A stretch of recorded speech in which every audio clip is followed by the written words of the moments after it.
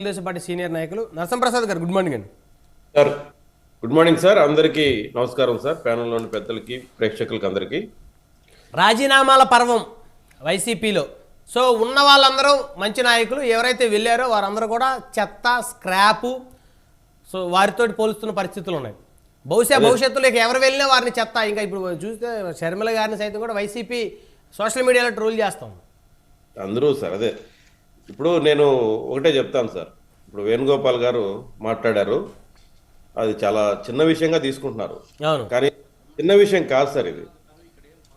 ఇప్పుడు ఈ పరిణామాలకి నేను ఒకటే ఉదాహరణ చెప్తా. రామచంద్రయ్య లాంటి వ్యక్తులు పదవులు అనిపించారు.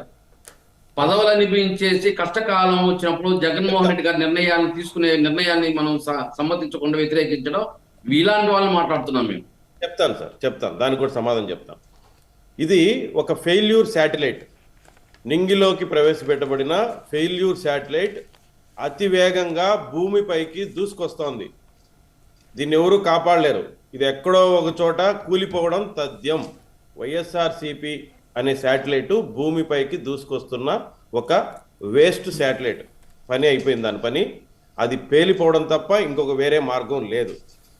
ఇకపోతే సార్ చెప్పినట్టుగా వాళ్ళు పదవులు అనుభవించడానికి వచ్చారండి. అంటే మీరు పదవులు అనుభవించడానికి వచ్చారని తెలిసి మీరు పదవులు ఇచ్చారా వాళ్ళకి? అంటే మీరు పదవులు ఎరవేసి లాక్కున్నారా అలాంటి వాళ్ళని అప్పుడు తెలుగుదేశం పార్టీలో నుంచి? అది వాళ్ళ విజ్ఞతకే వదిలేస్తున్నారు. అంటే ఆ టైంలో జగన్మోహన్ రెడ్డి గారు ముఖ్యమంత్రి కావాలి అంటే వారు ఏ పార్టీ, వారి బ్యాక్గ్రౌండ్ ఏంటి, ఏం చూడాల్సిన అవసరం లేదు. ముందు వారి వల్ల ఉపయోగం ఉంటుందా లేదా తీసేసుకున్నారు, అంతే చేసుకున్నారు. ఇప్పుడు ఆయన ఎంత చక్కగా చెప్తారు సార్. మా జిల్లాకు చెందిన రామచంద్రయ్య గారి గురించి చెప్తా సార్. ఆయన సీనియర్ నాయకులు, చాలా కష్టపడి తెలుగుదేశం పార్టీలో అంచెలంచెలుగా ఎదిగారు. ఆయన 2 సంవత్సరాల రాజ్యసభ సభ్యత్వం ఉన్నప్పటికీ ఆయన జగన్మోహన్ రెడ్డి గారి దగ్గరికి వెళ్ళారు. అంటే అప్పుడు పరిస్థితులు కావచ్చు, స్థానికంగా ఉండే ఈక్వేషన్స్ కావచ్చు, ఆయనకి ఏదన్నా అసౌకర్యంగా ఉండుండొచ్చు, వెళ్ళారు. 2 సంవత్సరాలు ఆయన త్యాగం చేశాడు. ఆయన పార్టీ కోసం, వాళ్ళ కోసం, వాళ్ళ గెలుపు కోసం పనిచేశాడు. అలాంటి వ్యక్తిని ఈరోజు వాళ్ళు చెత్తతో పోలుస్తున్నారు. వీళ్ళు ఇచ్చిన ఎమ్మెల్సీ ఏదో పెద్ద గొప్ప అనుకుంటున్నారు.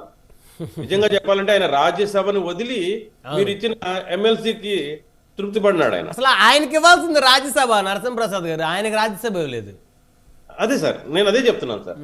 అలా ఇవ్వకుండా మీరు ఆ రోజు తాత్కాలికంగా వాళ్ళని తీసుకొని మభ్యపెట్టి ఏదో చేసుకొని మీరు గద్దెనెక్కారు. ఈ రోజు ఆయన వెళ్ళిపోతున్నాడని తెలిసి మీరు మాట్లాడుతున్నారు. మీరు ఆ విధమైన విశ్లేషణ కంటే అసలు ఈ సిచ్యువేషన్ ఎందుకు వచ్చింది? ఒక నాయకుడు కాదు కదా, రామచంద్రయ్య గారు ఒకరు కాదు కదా, దాడి వీరభద్రరావు గారేంటి, అదేవిధంగా మీ సొంత పార్టీకి అత్యంత ముఖ్యుడు సాయిరెడ్డి గారి బంధువర్గం ఏంటి, దాని గురించి ఏమైనా వాళ్ళు కూడా చెత్తే. చెప్పండి, స్టేట్మెంట్ ఇవ్వండి. ఇస్తారు. విజయసాయిరెడ్డి గారి బావమర్ది చెత్త అని చెప్పండి, చూద్దాం. సార్ విజయసాయిరెడ్డి గారు బాగుంది. విజయసాయిరెడ్డి గారు పార్టీ మారినప్పటికీ కూడా ఆయన మీద ఫస్ట్ పడే ముద్ర ఏంటంటే, ఆ రోజు తారక రత్న గారు చనిపోయిన తర్వాత చంద్రబాబు నాయుడు గారికి తో అప్పటి నుంచి కూడా టచ్లో ఉన్నారు. ఇక్కడ ఉన్న సమావేశాలు, ఇక్కడ ఉన్నటువంటి సీక్రెట్లు మొత్తం జారవేస్తా ఉన్నారు. అసలు ఇక్కడ నుంచి నాయకులు తెలుగుదేశంలో పోవడానికి కారణమే విజయసాయిరెడ్డి గారు అని చెప్పేసి క్రియేట్ చేసి ఆయన కూడా చెత్త అంటారు రేపు. ఆయన అనలేరు సార్, నాకు తెలిసి. ఎందుకంటే ఎలక్షన్ అయిపోయే వరకు అనలేరు. ఎందుకని? ఆయన చిట్టా విప్పాడంటే మొత్తం వీళ్ళు క్లోజ్ చేసుకుంటారు. మాట్లాడతారు. ఏం సార్ చెప్పండి సార్, వాస్తవాలు సార్, ప్రజల్లో ఉండేటివే మాట్లాడతాను. నేనేదో ఆర్టిఫిషియల్ గా మాట్లాడను, నేనేదో ఉపన్యాసం ఇవ్వను. అన్నా ఇప్పుడు నీలాంటోడు నాలాంటోడు ఒక పార్టీకే స్టాండ్ ఉంటాడు. వాడు నిజాయితీ, నీతి నిజాయితీ కలిగిన వ్యక్తులు తీసుకుంటున్నారు సార్. మేము తెలుగుదేశం అధికారం వచ్చినా లేదా కాంగ్రెస్ అధికారం వచ్చినా, ఏ పార్టీ అధికారం వచ్చినా మేము పార్టీ ఇప్పటి వరకు మారింది లేదు. ఫస్ట్ లో ఏదైతే రాజశేఖర రెడ్డి పిసి అధ్యక్షుడు ఉన్నామో ఆ రోజు నుంచి ఈ రోజు అదే పార్టీలో ఉన్నాం. మీరు ఉంటుందని మా స్వభావం. కానీ వేణుగోపాల్ గారు మీలాంటి వాళ్ళకి మంచి పదవులు ఇస్తే సంతోషపడే వాళ్ళం అందరం, అంతేనా నరసింహప్రసాద్ గారు? దాని గురించి ఎవరు ప్రశ్నించడం లేదు ఇక్కడ. 25 సంవత్సరాల నుంచి మా మామగారు శివప్రసాద్ గారు పార్టీ, ఇలాంటి వాళ్ళు ప్రతి పార్టీలో అడ్డం తొలగుతా ఉంటే ఏ విధంగా పదవులు వస్తాయి మాకు? మేము కూడా అదే కొనసాగుతున్నాం. మా ఇంట్లో చిన్న బిడ్డతో సహా కోస్తే మాకు తెలుగుదేశం అనే ఉంటుంది. దాని గురించి ఎవరు ప్రశ్నించడం లేదు. ఇప్పుడు మీ నిజాయితీ గురించి కూడా ఎవరు ప్రశ్నించడం లేదు. మీరు ఎందుకు తీసుకున్నారు మరి వలసల్ని? మీరెందుకు ప్రోత్సహించారు? మనకైతే ఒకటి తీసుకుంటారండి. పార్టీకి మేము వస్తామంటే నువ్వు వద్దని చెప్పరు కదా, అందరూ వస్తేనే కదా విజయం ఉంటది, అందరూ అదే వస్తేనే చెప్తాను ఉంటారు. కానీ విలువలతో కూడిన రాజకీయాలు చేయాలి, మనసు చంపుకొని రాజకీయాలు చేయకూడదు. జెండా విలువలతో మోసారా కూడిన రాజకీయాలు చేయాలని చెప్తున్నాం మేము.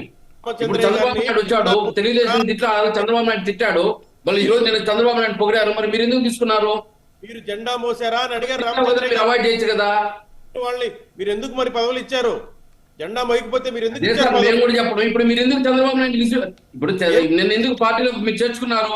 మిమ్మల్ని తిట్టే కదా బయట వచ్చాడు, సొంత మిమ్మల్ని చెల్లికి తిట్టే బయట వచ్చాడు, ఇప్పుడు పదవులు మళ్ళీ చేరాడు మీ పార్టీలో. ఆయన మొదటి తెలుగుదేశం కార్యకర్తే కదా. సొంత చెల్లికి అప్పుడు పదవులు మరి ఎందుకు ఇచ్చారు. వెళ్ళాడు తెలుగుదేశం? అంత కరుడు కట్టే తీవ్రవాది తెలుగుదేశానికైతే మరి వైఎస్ఆర్సీపీకి ఎందుకు పోయినాడు? సొంత ఏం లబ్ధి చెల్లికి పొందడం పోయాడు? ఏదో లబ్ధి చూపించి లాగేసుకొని ఉంటారు వేణుగోపాల్ గారు. మీరు ఎలా ఆయన చేయగలిగారు? లబ్ధి కోసం వచ్చుంటాడు. వస్తది. మీ పార్టీ పతనం అంచున ఉంది, అది గ్రహించండి. ఆయన 170 కూలిపోయి నియోజకవర్గ అభ్యర్థిని పెట్టండి. మా పార్టీ పతన దశలో ఉంటే ఎస్ తెలుగుదేశం పార్టీని 170 నియోజకవర్గ అభ్యర్థిని పెట్టమని చెప్పండి. ఎందుకు పవన్ కళ్యాణ్, ఎందుకు కాంగ్రెస్, ఎందుకు కమ్యూనిస్టులు?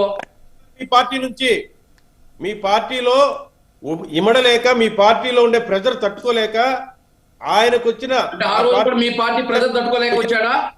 బయటకు ఆ రోజు మీ వచ్చేస్తుంది. పార్టీ ఎమ్మెల్యేకి వచ్చాడా? ఇది ఆ రోజు తెలుగుదేశం నుంచి వైఎస్ఆర్సీపీకి వచ్చినప్పుడు కూడా ఆ పార్టీలో ఇమ్మడలేక, మేము ఆ ఇలా పార్టీ మీలాగా తాకట్టు భరించలేక, చంద్రబాబు మీలాగా నాయుడు అవినీతి అక్రమం తట్టుకోలేక రైట్ రైట్ ఇలా రైట్ డైలాగులు అవే ఆయనవి.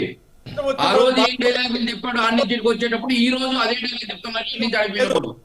తెలుగుదేశం పార్టీ ఎప్పుడైనా ఒకే విధమైన విధానాలు అవలంబిస్తాం. కష్టం వచ్చిన రోజు చెత్తనడం, సంతోషం వచ్చిన రోజు నెత్తిన పెట్టుకోవడం, అది కాదు రాజకీయం అంటే. రైట్. నరసింహప్రసాద్ గారు మళ్ళీ వస్తాను మీ దగ్గరికి.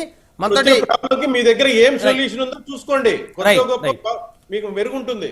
రైట్ మళ్ళీ వస్తాను సార్. మనతో నరసింహప్రసాద్ అన్న వేణుగోపాల్ గారు మళ్ళీ కంటిన్యూ చేద్దాం. మళ్ళీ కంటిన్యూ ఇక్కడ చేద్దాం తిట్టి అక్కడికి వెళ్ళాడు అంతే తేడా. రైట్. మీ పార్టీలో ఉంటేనేమో గొప్ప నేత, దేశీ నేత, మీ పార్టీ నుంచి బయటికి వెళ్తే చెత్త, అవినీతి పరుడు, ఇక్కడ మోసం చేశాడు, ఇక్కడ మోసాడని చెప్పేసి నిందలేసి బయటికి పంపుతున్నారు. పాప అమర్నాథ్ గారు కూడా నిన్న చూశాను ఏడుస్తున్నట్టున్నారు. అనకాపల్లిలో వేరే ఒక క్యాండిడేట్ ప్రకటిస్తూ కళ్ళమ్మటి నీళ్లు పెట్టుకున్నారు. అంటే పాపం ఆయన చేత పవన్ కళ్యాణ్ గారిని తిట్టించి స్క్రిప్ట్ పంపించి ఆయన చేత పవన్ కళ్యాణ్ గారిని తిట్టించి ఆయనకి టికెట్ లేకుండా చేశారు. పేరు నాని గారికి టికెట్ లేకుండా చేశారు. అంబటరాంబాబు గారికి వచ్చుదో రాదో తెలియదు. పేరు నాని కొడుకిచ్చారు సార్. కొడుకిస్తే తండ్రి కొడుకు ఎందుకే లేదు? తండ్రి తింటే కొడుకు కడుపు నిండిద్దా? తండ్రి చెప్తేనే కదా కొడుకు ఇచ్చారు. కొడుకు కూడా పనిచేస్తా ఉన్నాడు కదా యాక్టివ్ గా. అమర్నాథ్ గారికి ఎందుకు ఇవ్వట్లేదు మరి? యాక్టివ్ గా పనిచేస్తున్నాడు కదా. అమర్నాథ్ గారికి ఎందుకు ఇవ్వలేదు? రాజకీయాలు తీసుకుంటే నియోజకవర్గాల్లో అతనే చూసుకుంటా ఉంది. మల్లాది విష్ణు గారికి ఎందుకు ఇవ్వలేదు పాపం? అమర్నాథ్ గారికి అంత పెద్ద ఈక్వేషన్స్ ఉంటాయి సార్. రైట్. మళ్ళీ వస్తాను ఎందుకు 170 అభ్యర్థులు పెట్టడం లేదు? దానికోసం చేయండి. వాళ్ళు ఎందుకు పవన్ కళ్యాణ్ కావాల్సింది, ఎందుకు కమ్యూనిస్ట్ కావాలి, ఎందుకు కాంగ్రెస్ కావాలి, ఎందుకు బీజేపీ కావాలి? ప్రతి 4 సంవత్సరాలకు ఒక పార్టీతో పొత్తుకు ఎందుకు పోవాల్సింది వచ్చిందా వాళ్ళని అడగండి. రైట్ అడుగుదాం. జనసేన నాయకులు ఉన్నారు, అడుగుదాం. మాధవరెడ్డి గారు మనతోటి. మాధవరెడ్డి గారు గుడ్ మార్నింగ్ అండి. గుడ్ మార్నింగ్ అన్న. ఏం సార్, మొత్తానికి తెలంగాణ రాష్ట్రంలో 3000 కిలోమీటర్ల పైగా పాదయాత్ర చేసిన వైఎస్ఆర్టీపీ అధినేత్రి షర్మిల గారు ఈరోజు తెలంగాణను వదిలేసి ఆంధ్రప్రదేశ్ వెళ్ళిపోతా ఉన్నారు. ఆంధ్రప్రదేశ్ వెళ్ళి అక్కడ కాంగ్రెస్ పార్టీలో నుంచి పగ్గాలు చేపట్టి పీసీసీ అవ్వచ్చు, లేకపోతే ఇంకేదైనా పదవి తీసుకోవచ్చు, రాజశేఖర రెడ్డి గారి లెగసీని ఉపయోగించి కాంగ్రెస్ పార్టీని మళ్ళీ జీవం పోయాలనే ఉద్దేశంతో ఢిల్లీ కాంగ్రెస్ పెద్దలు ఆవిడని పంపిస్తా ఉన్న పరిస్థితి అయితే కనపడతా ఉంది. బహుశా ఈ రోజు రేపు వైఎస్ఆర్టీపీ కాంగ్రెస్లో విలీనం అనుకుంటా. అయితే తెలంగాణలోనే ఉంటాను, ఇక్కడే ఉంటాను, ఇక్కడ రాజ్యం తీసుకొస్తాను, ఆడపిల్ల అంటే ఆడపిల్లే కానీ ఏడపిల్ల కాదు అని ఇవన్నీ చెప్పి తెలంగాణ ప్రజలకి మనసులో ఒక ఆశలు రేకెత్తించి మళ్ళీ రాజశేఖర రెడ్డి గారి పరిపాలన తీసుకొస్తామని చెప్పిన షర్మిల గారు ఇక్కడి నుంచి వెళ్ళిపోతా ఉన్నారు. వెళ్ళిపోయారు, ఆల్రెడీ వెళ్ళిపోయినట్టే. సో ఎలా భావిస్తూ ఉన్నారు మాధవరెడ్డి గారు, మీరు జనసేన తెలంగాణ నాయకులుగా?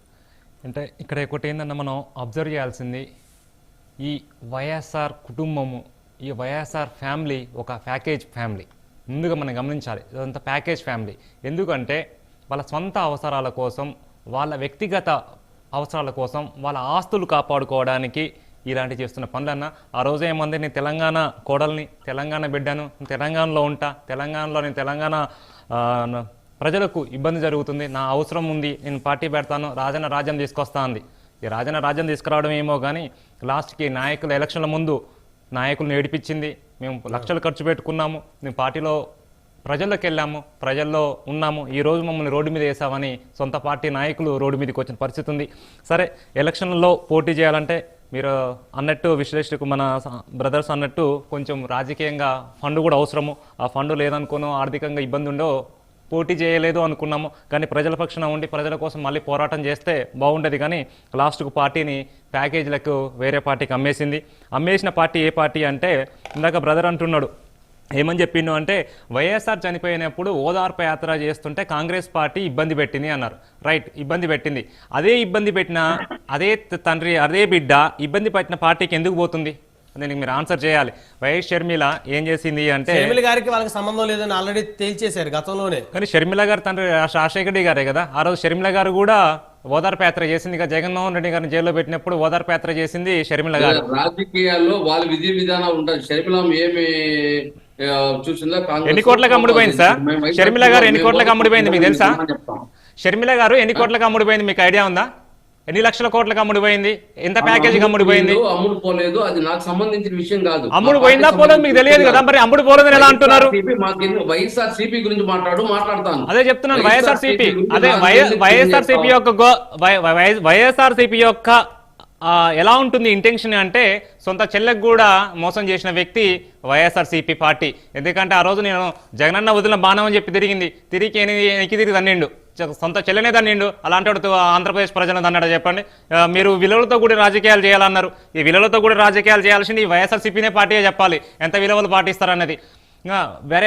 వేరే పార్టీల నుంచి నాయకులు వస్తుంటే మా జనసేనలో కానీ టీడీపీలో చేర్చుకుంటున్నది, వాళ్ళు వచ్చేది ఏ పార్టీలోకి వస్తున్నారంటే అధికారంలో ఉన్న పార్టీలకు రావట్లేరు. మాకు ఒక్క ఎమ్మెల్యే లేని పార్టీలో ఒకరు వస్తున్నారు. ఎందుకు అంటే పార్టీ సిద్ధాంతాలు, పార్టీ అధినేత యొక్క భావాజాలకు నచ్చి వస్తున్నారు. మీలాగా రౌడీజాలు, ఇలాంటి గుండాలు, కబ్జాలు, ఋషికొండను ఇలాంటి కబ్జాలు చేసే పార్టీలోకి రావట్లేదు. కానీ ఖచ్చితంగా ఏదో చెప్తున్నాం, విలువలతో కూడిన రాజకీయాలు చేసే పార్టీ ఏంటి అంటే జనసేన పార్టీ. మీరు ఎలా చేస్తున్నారు రాజకీయాలు అంటే చెప్తున్నారు మాకు పదవులు రావట్లేదని మీరే అంటున్నారు కదా.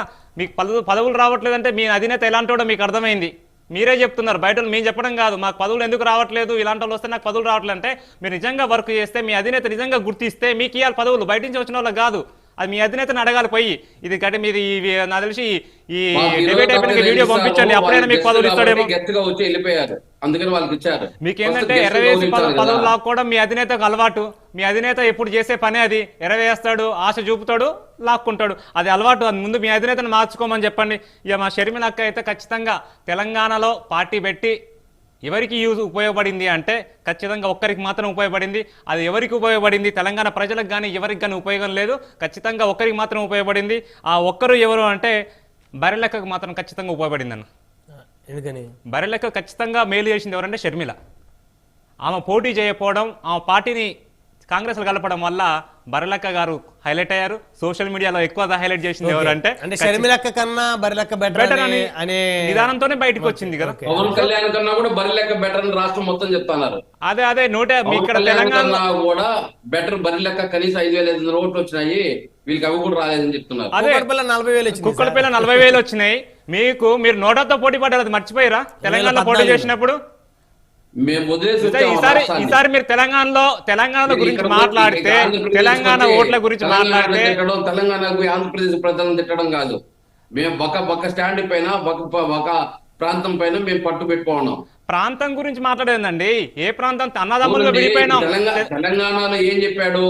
ఆంధ్రాలో రాష్ట్ర విభజన జరిగినప్పుడు నేను 4 రోజులు నేను నిద్రపోలేదు, తిండి తినలేదన్నాడు. మరి తెలంగాణలో పోయి ఏ విధంగా రాజకీయాలు చేస్తాడు? ఏం చేయొద్దా? ఇప్పుడు బీజేపీ పార్టీ ఉంది, రాష్ట్రం మొత్తం చేస్తుంది. కాంగ్రెస్ పార్టీ ఉంది, రాష్ట్రం మొత్తం చేస్తుంది. చేస్తాం, ఖచ్చితంగా చేస్తాం. మా అధినేత ఇంటెన్షన్ కూడా అదే, ఖచ్చితంగా చేస్తాము. కానీ మీలాగా మాత్రం అవినీతి చేయము, మీలాగా మాత్రం కబ్జాలు చేయము, మీలాగా రౌడీజం మాత్రం ఖచ్చితంగా చేయము.